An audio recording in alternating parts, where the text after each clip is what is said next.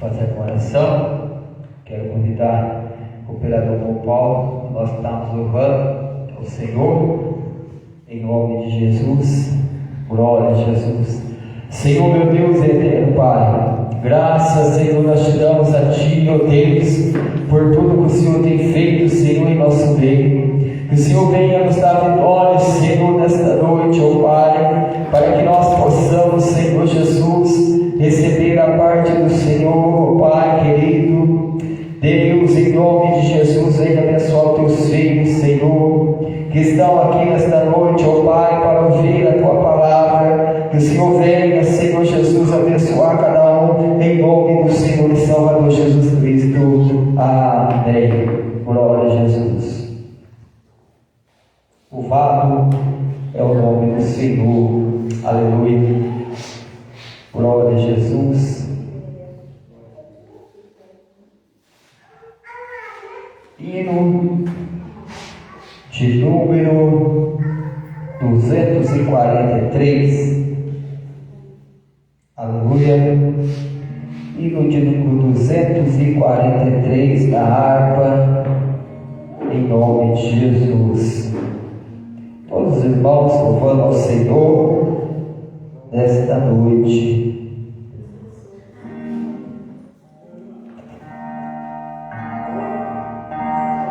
Aleluia.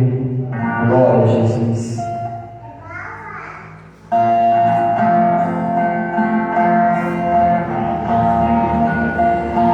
Nós abrimos este culto em Teu nome, ó Jesus Cristo, ao pequeno e ao adulto, luz divina, venga por isso, usaremos em Tua face.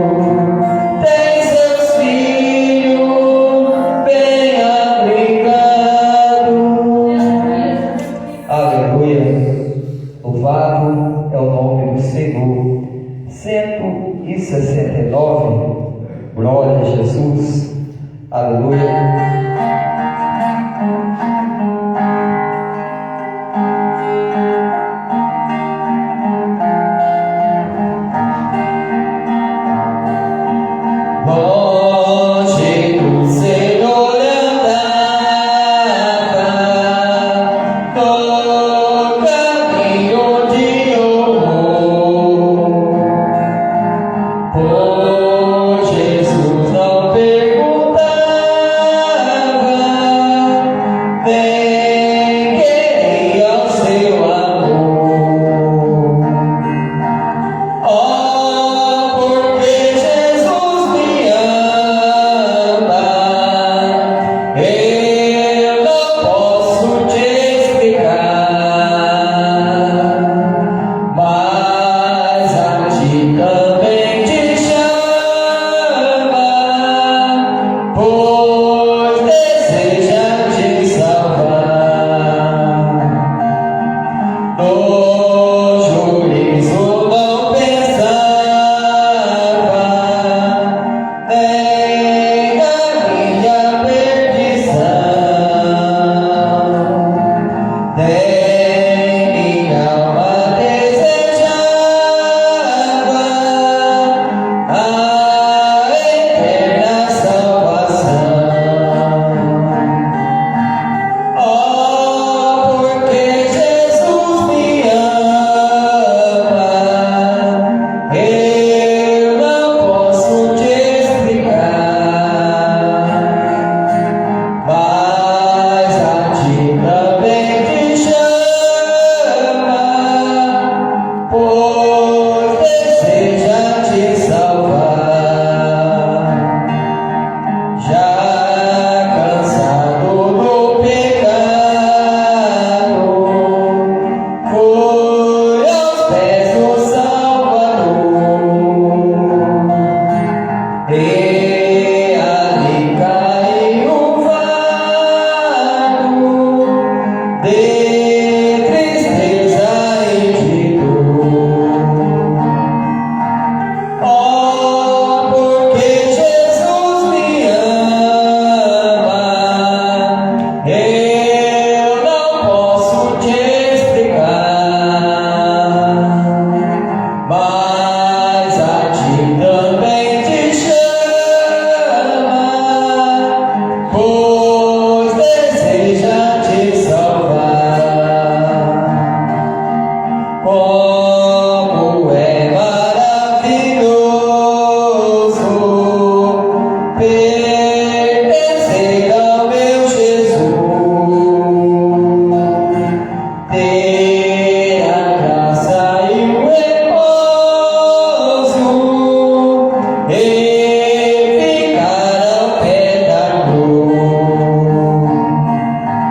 Oh, porque Jesus me ama, eu não posso te explicar, mas a ti também te chama, pois deseja te salvar. Aleluia, louvado e agradecido ao nome do Senhor. Vamos louvar o hino de número 127, o Senhor da ceifa. Glória a Deus.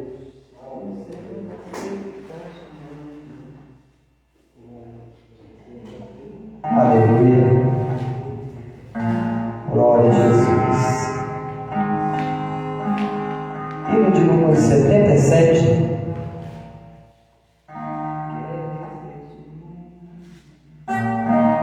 Hino de número 77.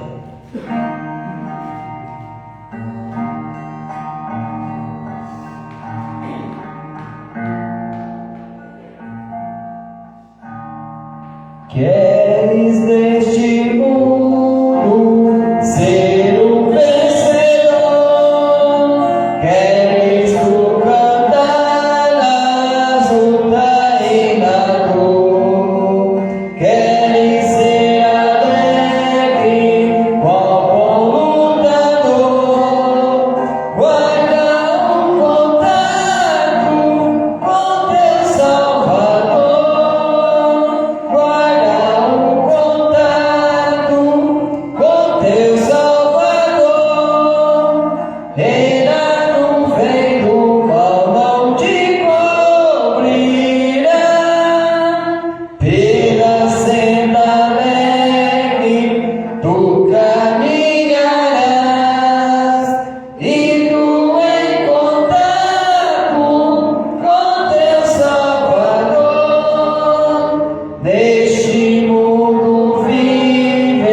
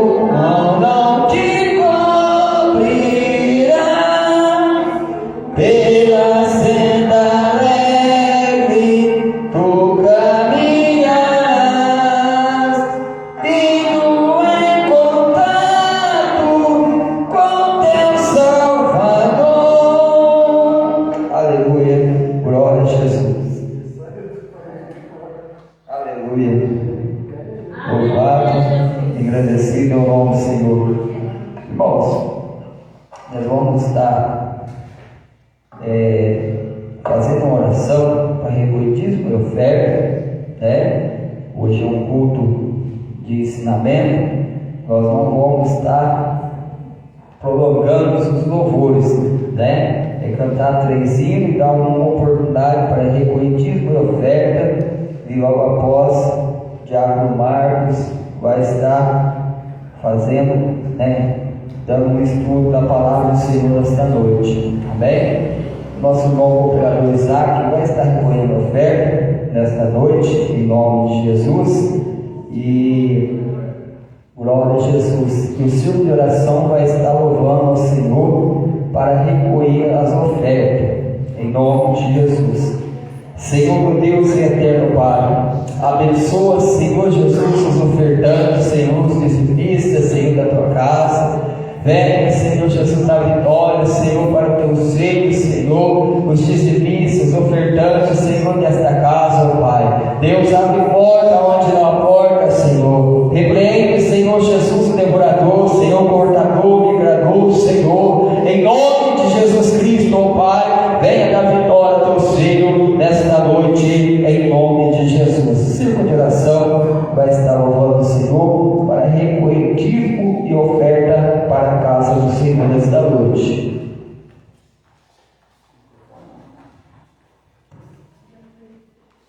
Aleluia. Círculo de oração, cumprimento dos irmãos, papai e Senhor. Amém. Glória a Jesus.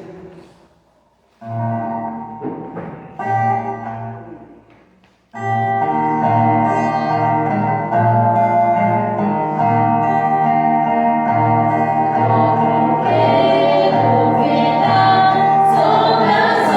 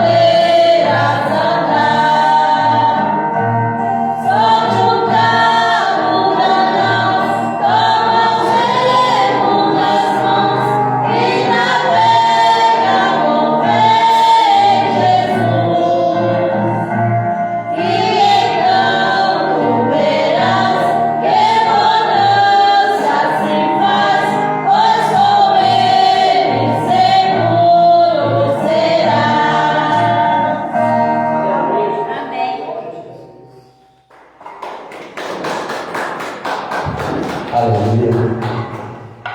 Bom, Diácono Marco vai estar dando o estudo da palavra a nós nessa noite, em nome de Jesus. Glória a Jesus.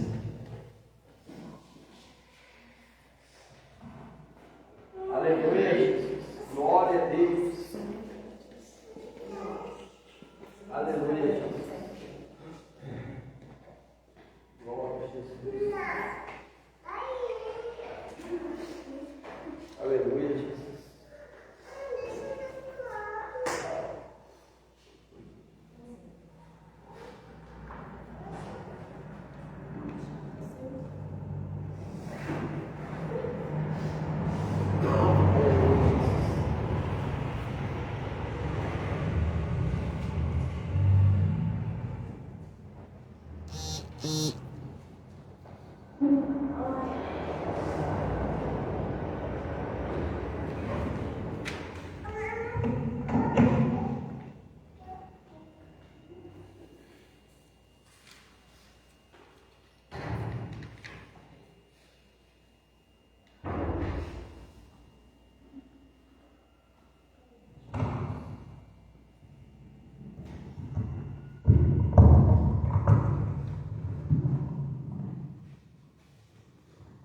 Aleluia, Jesus.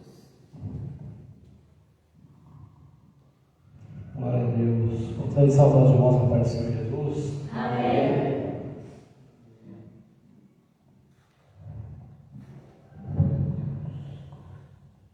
Gostaria que os irmãos abrissem sua Bíblia, livro de Êxodo, capítulo número 25. Êxodo, capítulo 25. Os irmãos podem sentar, irmãos.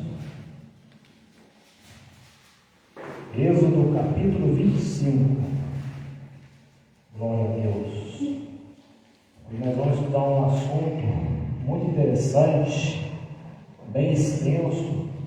Eu tentei resumir o máximo que eu consegui, porque é muito grande esse assunto. Dá para ser debatido em vários dias, mas eu tentei fazer o máximo para um dia. Alguns irmãos já ouviram falar ou conhecem alguma história citada na Palavra de Deus referente à Arca da Aliança? Irmãos, pode falar, irmãos, pode opinar. É dia de estudo, estamos aqui para tirar dúvidas. Os irmãos já ouviram falar da Arca da Aliança? Com certeza, sim. Vamos ler aqui, Êxodo capítulo 25. Versículo 10 até o 16, diz assim a palavra de Deus: E farão uma arca de madeira de acácia, 2,5 côvados será o seu comprimento, e 1,5 côvado a sua largura, e 1,5 côvado a sua altura. E a revestirás de ouro puro, por dentro e por fora a revestirás, e farás sobre ela uma coroa de ouro ao redor. E fundirás 4 argolas de ouro para ela, e as colocarás nos seus 4 cantos. Em um dos seus lados ficarão 2 argolas, e no outro lado 2 argolas. E farás varas de madeira de acácia, e as revestirás de ouro. E colocarás varas nas argolas, dos lados da arca, para que a arca seja carregada com elas. As varas estarão nas argolas da arca, não serão tiradas dela. E colocarás na arca o testemunho que eu te darei. Glória a Deus. Somente do versículo 10 a 16. Aí nessa noite, eu gostaria de deixar a pergunta para os irmãos. Alguns que já ouviram falar a respeito da arca, e os que não ouviram, mas o que a arca no Antigo Testamento simbolizava? Só não vale o pastor responder, o pastor já sabe. O que a arca simbolizava? Os irmãos podem responder, irmãos, não precisa ficar tímido não, hoje é dia de estudo. Aliança com Deus? Oi? Aliança com Deus? Mais ou menos. Em termos pode até ser, mas não é exatamente o que eu quero passar aqui. Algum dos irmãos tem algum palpite do que a arca da aliança simbolizava? A Arca da Aliança, ela simbolizava a presença de Deus nós observarmos, que fala que ela foi feita de acácia. Acácia, né, era uma madeira muito rara naquela época, uma madeira muito difícil de se pegar fogo. E se nós pararmos para observar, né, que várias vezes vai citar na palavra de Deus, que a presença de Deus, né, é um fogo consumidor. Então tudo isso já foi planejamento do Senhor para que fosse construída a arca. Aqui eu gostaria de perguntar agora para os irmãos, né, uma pergunta mais difícil ainda. O que continha dentro da arca? Várias vezes o pastor Sebastião falou isso aqui na igreja. Falou. Várias vezes o pastor Sebastião falou. Três coisas, né, irmão? São 3 itens. São 3 itens. Tinha 3 coisas dentro da arca. Os irmãos têm alguma ideia? O pastor já falou, acho que umas 4 vezes. O pastor Sebastião já ouviu falar isso umas 3, 4 vezes na igreja. Os irmãos não esqueceram, não lembram? Dentro da arca continha a vara de Arão que floresceu, o maná e as tábuas da lei. E agora a gente vai começar a entrar no assunto. Vamos começar a entrar no assunto. Hoje nós vamos folhear muito a palavra de Deus, nós vamos no Novo, vamos ficar bastante no Antigo Testamento, mas vamos lá no livro de Hebreus, na carta de Paulo aos Hebreus, capítulo 9, versículo número 4. Os irmãos que acharam antes de mim aí. Glória a Deus. Hebreus capítulo 9, versículo número 4.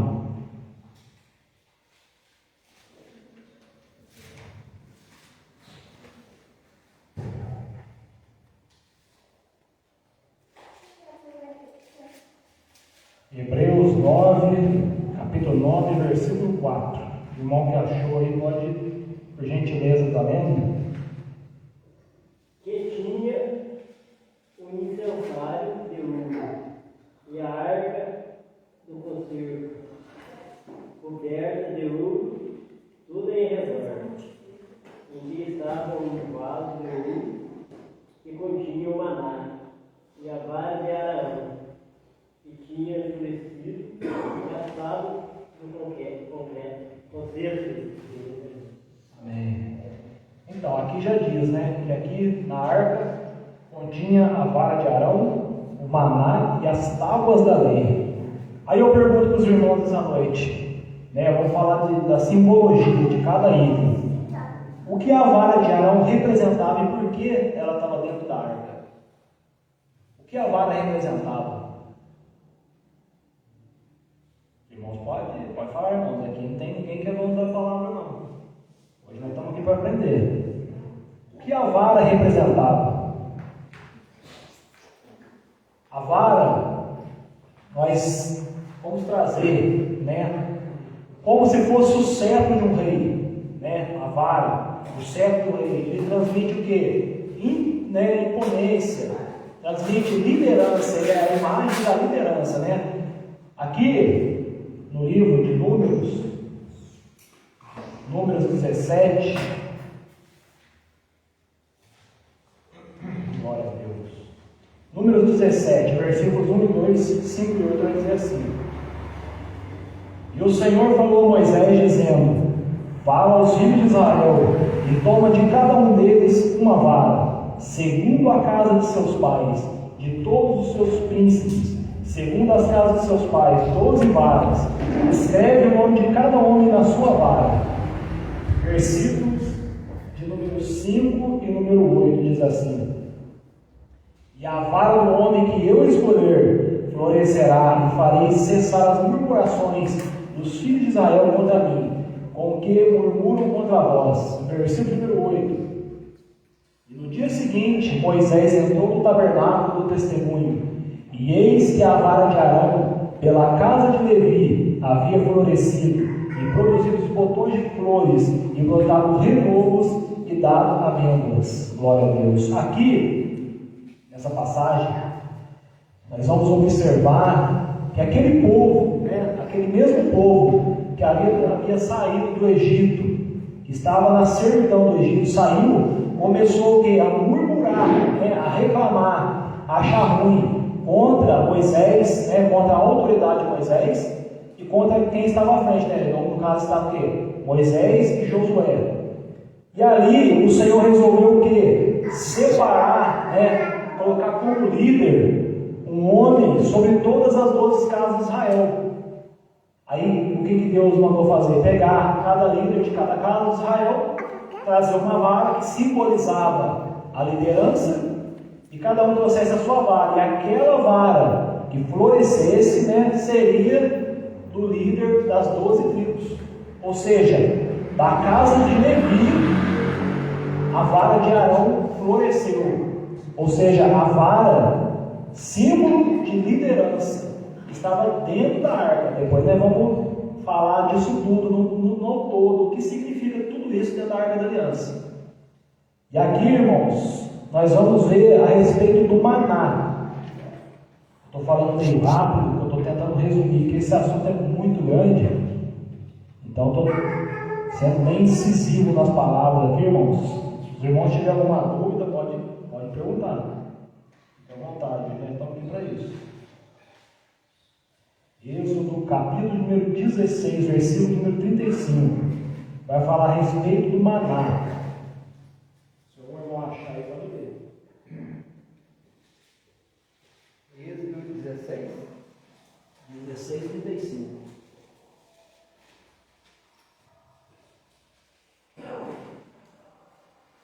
E comeram os filhos de Israel maná 40 anos, até entrarem em terra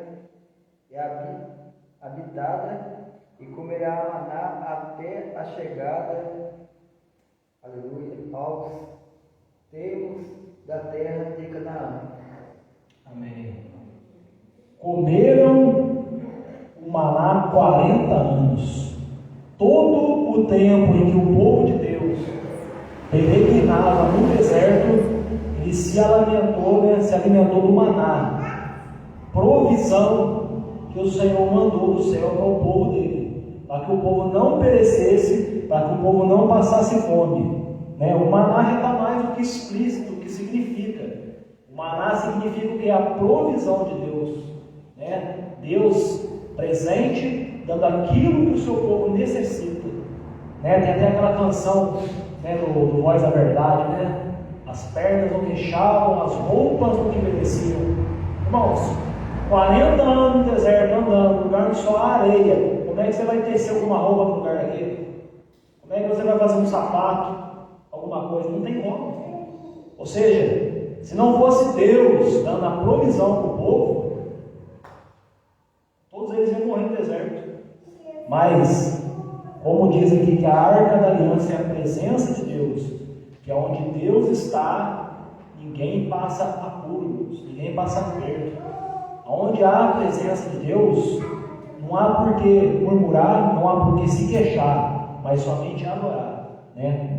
Mais à frente, quando nós lemos a palavra de Deus, nós vamos ver que aquele povo não alcançou a promessa, não foi a terra prometida. Por quê? Por murmurações. O povo não mereceu aquilo.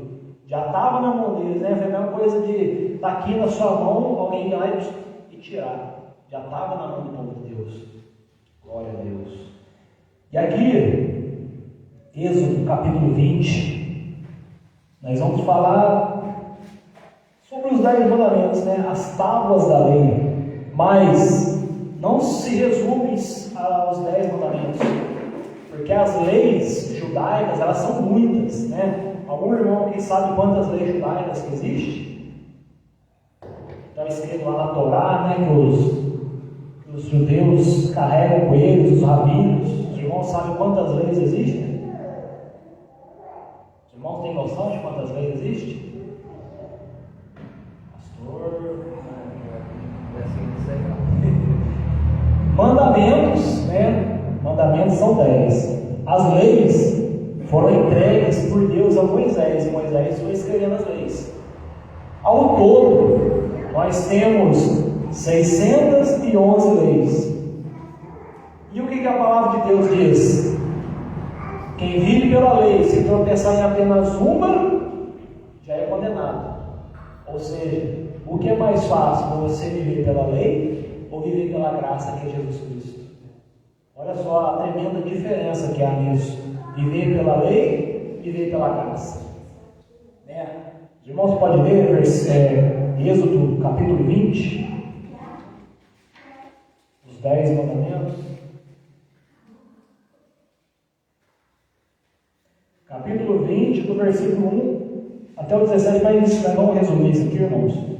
Né? Todos já conhecem, só estou querendo dar um exemplo, né? Que aqui é o que ele vai dizer, que as tábuas, né? As leis são ordem, testemunho, né? Porque a arca, alguns chamam de arca da aliança ou a arca do testemunho. Ela é chamada de duas maneiras, né? Diz a arca da aliança porque todas as vezes em que o povo de Deus fazia uma coisa, né? Escorregava, vamos dizer assim, o Senhor vinha com a sua misericórdia e restabeleceu uma aliança com o povo. Porque Deus é amor, porque Deus ama o ser humano. E a arca do testemunho, por quê? O que continha nela, tudo aquilo era testemunho do que o povo de Deus havia passado.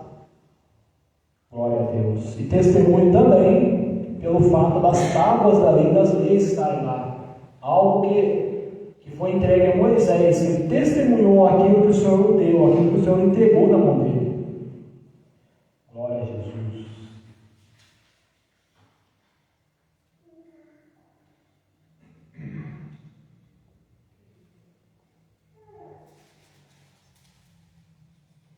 Aqui, Êxodo, vai falar um pouquinho também sobre a lei. Êxodo capítulo 13, versículo 9, vai dizer assim: e te será por sinal sobre tua mão, e por memorial entre teus olhos, para que a lei do Senhor esteja na tua boca, porque com uma mão forte o Senhor te tirou do Egito. Acabei de dizer que as tábuas da lei, nós podemos chamar ou de lei, né, ordem ou testemunho. Então tudo aquilo que havia acontecido no Egito, o Senhor não fez com que o povo esquecesse, mas com que aquilo servisse de testemunho, para que o povo viesse cada vez mais se achegar a Deus, né? Porque eu acabei de dizer que como é a arca da aliança e também a arca do testemunho, todas as vezes em que o povo de Israel errava, né, pecava, o Senhor ele vinha. Lógico, com certeza o Senhor também castigava, mas ele vinha mais com a sua misericórdia e restabelecia uma aliança com o seu povo, porque o Senhor não queria tirar o povo de Israel do deserto e os manter, deixar que eles continuassem perdidos novamente, porque eles estavam no Egito, eles estavam aflitos, eles estavam sentindo que estavam abandonados, perdidos, mas o Senhor, ele não tiraria o povo da escravidão para que novamente eles se sentissem abandonados. Então todas as vezes o Senhor vinha com a sua misericórdia e restabelecia uma aliança com o seu povo. Aqui, em Êxodo capítulo 24, versículo 12, vai dizer assim: e disse o Senhor a Moisés: sobe a mim no monte e fique ali, e dar-te-ei tábuas de pedra, e a lei, e os mandamentos que escrevi, para que os ensines. Aqui é o Senhor nosso Deus entregando as leis a Moisés, né? Hoje, para quem conhece um pouco da cultura judaica, né?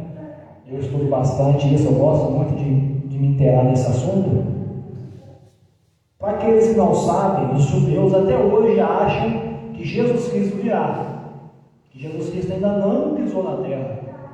Para os judeus, Jesus Cristo ainda não morreu na cruz do Calvário, não ressuscitou, ele ainda há de vir.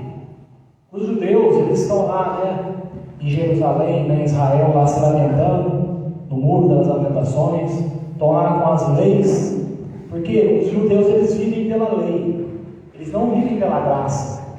Hoje, pela misericórdia do nosso Deus, nós vivemos pela graça.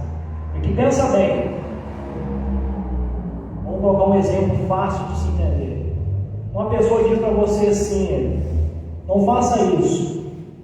Mas você pensa: poxa, se eu fizer isso, vai me beneficiar. Não vou estar prejudicando ninguém, mas vai me beneficiar. Eu vou fazer isso. Você vai e faz. Se isso fosse uma lei, uma das 611 leis, você já estaria condenado. Porque a palavra de Deus diz: se você tropeçar em apenas uma, você já é condenado. Agora, como hoje nós vivemos pela graça que é dada na pessoa do Senhor Jesus Cristo, você erra. Eu não estou dizendo que você deve errar. Você erra sim. Mas quando você pede perdão ao Senhor, você pede o nome do Senhor Jesus e não comete novamente aquele erro, você é perdoado. Porque a palavra de Deus diz: a alma que pecar, essa morrerá. E Jesus Cristo vem com graça e amor e te perdoa. Mas não é razão para que continue no erro, porque o Senhor Jesus Cristo já falou, né, para aquela mulher que foi pegando em pé: vá, não peques mais. O que ele diz para nós? Vá, não erre novamente. A palavra de Deus dizendo a todos nós. E aqui vão dizer, né, 611 leis, 613 leis, eu já estou omitindo duas já. 613 leis que há na Torá. Se algum dia os irmãos tiverem o privilégio de pegar a Torá ali traduzida, pega lá para ver as leis, quantas delas são e quais são as leis, né? Vai falar, vou dar um exemplo de uma lei aqui que eu tenho certeza que todo mundo já pegou, já errou nela já. No voto de nazireado. Uma das leis do voto de nazireado, quando a pessoa, às vezes não precisa nem fazer o voto de nazireado, mas a pessoa que faz o voto de nazireado, ela não pode chegar perto de cadáver algum. Agora pensa bem, Augusto, né? Venha falecer um ente querido e você não pode ir lá no velório. Porque, mas se eu for, eu vou estar infringindo uma lei. É meio complicado, né? É meio difícil, né? Venha falecer, misericórdia. Quero que a mãe ninguém faleça, pelo amor de Deus. Mas venha falecer a mãe. Poxa, que filho que não vai no funeral da mãe, é complicado. Ou seja, já tropeçou na lei. É a palavra de Deus que diz, né? 613 leis. Jesus de misericórdia. Se uma delas fala, não chega um minuto atrasado, o que acontece? Está todo mundo perdido. Está todo mundo perdido. Glória a Deus. Então, esses são os 3 itens que há dentro da arca, né, da arca da aliança do Senhor. E os irmãos sabem quem é o artesão. Não é algo muito, né, significativo quem a construiu, quem foi o artesão, mas eu estava fazendo estudo, precisava colocar também, né, para fazer uma coisa mais completa, vamos dizer assim. Os irmãos têm noção de quem é o artesão da arca? Palpite, parente de alguém, filho de alguém. Êxodo, capítulo 38, versículo número 22. O irmão quer achar para ler.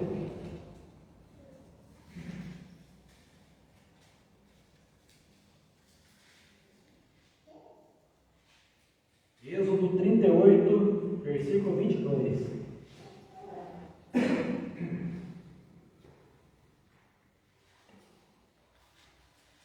Fez, pois, Bezalel, filho de Ur, da tribo de Judá, tudo quanto o Senhor tinha ordenado a Moisés. Amém. Bezalel, o filho de Uri, o filho de Ur, neto de Ur, ou seja, já veio de uma família, já era da servidão, né? Já servia ao Senhor, né? Ur foi o que? Um dos braços direitos ali, juntamente com Moisés, né? Com Arão, nas grandes batalhas que o povo do Senhor travou, né? Naquela batalha, quando eu já postei, né, várias imagens daquela batalha, quando Moisés tinha que segurar o seu cajado erguido, né? Aliás, na imagem estava o seu cajado, mas Moisés tinha que ficar com as suas mãos erguidas, e quando Moisés permanecesse com as mãos erguidas, o exército de Israel predominava, vencia. E quando as mãos de Moisés iam abaixando, o exército do Senhor começava a perder. Ou seja, naquele momento estavam Arão e Ur ao lado de Moisés. Arão segurava um braço e erguia um braço de Moisés, e Ur erguia o outro braço de Moisés. Então nós tiramos disso o quê? Que Moisés se cercou de homens que que estavam ali para nos ajudar, né? Vamos colocar isso no nosso dia de hoje, na obra do Senhor, né? No caso, o pastor ele tem que cercar e tem que haver também, né? Não somente ele escolher, mas ter homens e mulheres dispostos a estarem sempre umbrando com o pastor, né? Porque aqui, tudo isso, irmãos, está junto na Arca da Aliança, né? Que vai falar sobre liderança, provisão, ordem e testemunho do Senhor. Ou seja, vai dizer o que? Devem haver homens e mulheres fiéis na presença de Deus, estando sempre que honrando, fazendo a vontade do Senhor. Aqui também, irmãos, eu coloquei a respeito, né? Só que aqui eu não coloquei o versículo exatamente, mas vai falar sobre também a medida, né, da arca. Lá na palavra do Senhor vai falar côvado. Fala que a medida é em côvados. Côvado, né, para quem já conhece de medida, o côvado ele pega da ponta do dedo, né, do indicador do médio, até a ponta do cotovelo. Ou seja, um côvado, 45 centímetros. E lá vai dizer que a arca era de um côvado e meio, 3 côvados. Então ela dava 90 por 45, mais ou menos. Pequena. Eu acho que um pouco menor que esse ponto aqui, de largo, de comprimento. Então a arca era algo pequeno. Mas o interessante que nós devemos observar é o quê? A arca não continha o poder de Deus. A arca não aprisionava Deus. A arca somente era uma representação da presença de Deus, né? Tem muitas pessoas hoje em dia, né, alguns colegas nossos aí, que só acreditam se ver, né? Só acreditam se tocar. Tem o lenço ungido, a vassoura ungida, a imagem, isso, aquilo, o terço. Creem naquilo que eles querem crer. Eles acham que Deus se limita a objetos. Acho que Deus, o poder de Deus se limita àquilo, mas não, Deus é muito mais do que isso. Né? Não é muito mais, aliás, Deus é imensurável, não há como medir ou querer dizer, Deus faz esse tanto ou aquele tanto. Não, Deus ele não se limita, não há limite. O Isaac fala, meu irmão. Então vocês falam aí primeiro, vocês não podiam tocar na Arca da Aliança, né? Vou chegar lá ainda. Isso aqui é só uma. Já foi uma meia hora, só uma introdução. Tá? Ainda vamos chegar lá ainda, irmão. O já está afiado. Já. Então, aí agora vamos pular, né, para o próximo tópico que eu separei. A função da arca, né? Eu escrevi aqui mais ou menos, mas qual seria uma das funções da arca, né? Do testemunho, a arca da aliança? No meio do povo de Israel, qual seria uma das aplicações dela no meio do povo? Né? Além do que eu já falei, que era a presença de Deus. A presença de Deus se manifestava ali. Porque quando Moisés ele queria buscar algo do Senhor, ele tinha que subir ao monte, porque a arca ficava no templo ali, né? Eles montavam, faziam um templo. Ou seja, quando Moisés queria buscar a resposta do Senhor, ele entrava naquele lugar, no tabernáculo ali, e o Senhor, a presença dele se manifestava pela arca, ele passava as suas ordens a Moisés. Várias vezes aconteceu isso. Isso quando Moisés não subia, né, aos montes, né, quando aconteceu o Senhor entregar aqueles 10 mandamentos, Moisés subiu, e o Senhor se manifestou pela sarça. Mas por várias vezes, Moisés buscava o Senhor, entrando no tabernáculo e se prostrando ali, ouvindo a voz de Deus transmitida pela arca. Vamos em Números, capítulo 10. Números, capítulo 10.